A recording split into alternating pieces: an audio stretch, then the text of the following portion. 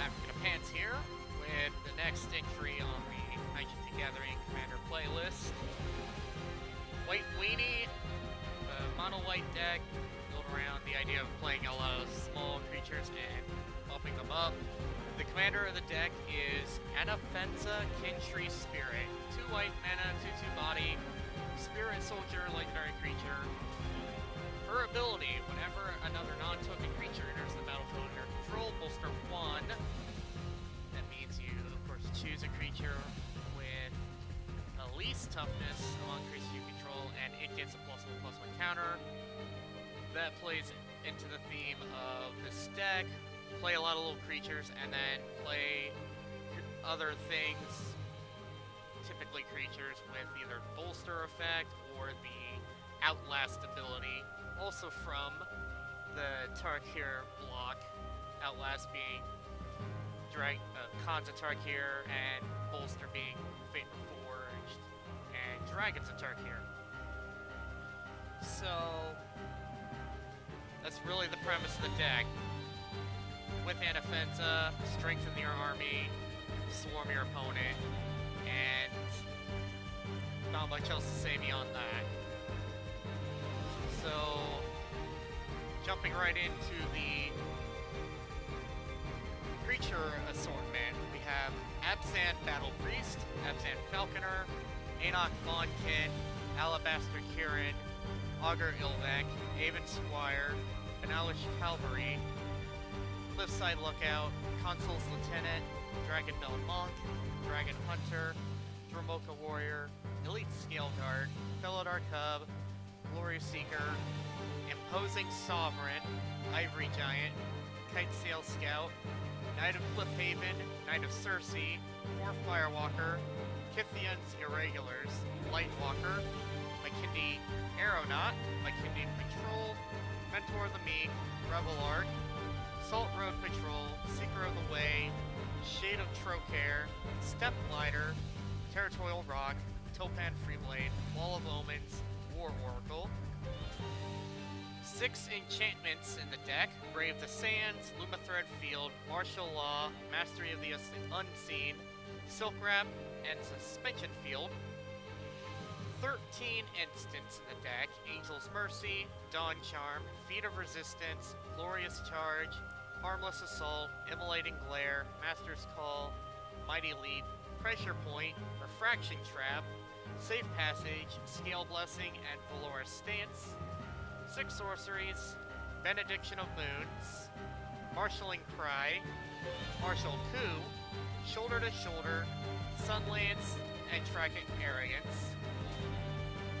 No artifacts in the deck, but 1 Planeswalker, a Johnny Steadfast, and the mana base is just 37 basic planes. That is all. So onto some notable cards in the deck. Leading off with a Johnny Steadfast. Again, only Planeswalker, but like a lot of other Planeswalkers in the game, form of utility, and with it being a version of a Johnny, it's gonna help your army, and so it's a good Planeswalker for that. Plays right into the theme of the deck.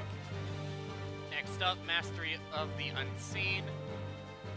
It's got an effect that lets you manifest cards from the top of your library. Manifest means you put the top card of your library face down as a 2/2 colorless creature with no name, type, or ability. And since those are counted as non-token creatures, bolster will trigger off of that, especially off of Anafenza. So you got that little bit of synergy. And from there, manifest a bunch of cards, and if there are any creatures, you can then flip them face up by the way of manifest. And they keep any +1/+1 counters they may have gained through being manifested. Pretty nifty. Or the counters they get through bolster or outlast.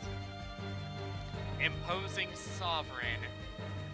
It's a 2-drop, so it comes in early, and it's a bit of a disruption effect. It's one of those that you will paint a target on your forehead, but it's just a form of early game control. Next up, Mentor of the Meek. This is another early drop, and so his effect, again, synergy, a lot of low power creatures, low cost creatures. Have him on the field, play a bunch of creatures, draw a bunch of cards, refill your hand, rinse and repeat. Not bad, because that can actually help if you get to a point where you're running out of resources.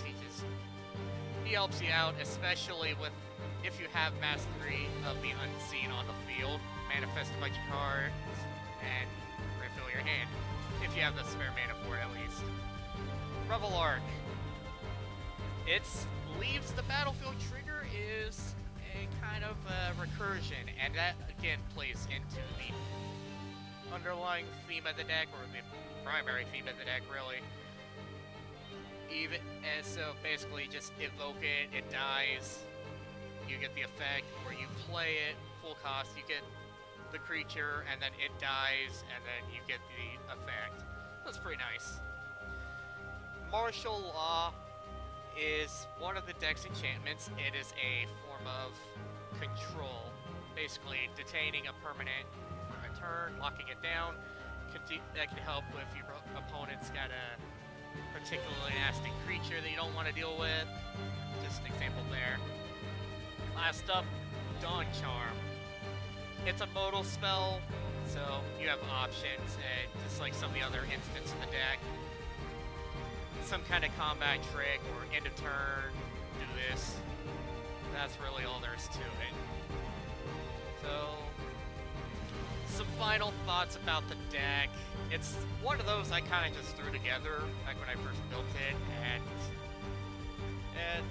it's not one I play a whole lot, but it does work. You know, you just got to be careful not to get a board sweeper sprung on you at the wrong time. Which, by the way, Martial Coup is one such board wipe. So it's one of those things. It's there if you absolutely need it, because not only does it clear the board, but then it gives you an army of soldiers, kind of a stabilizer. That's really it. Yeah, it's kind of a weaker build, but again, I don't play the deck a whole lot, so I didn't really spend a whole lot of time on this one either for that, you know, now I look back on it. But in any case,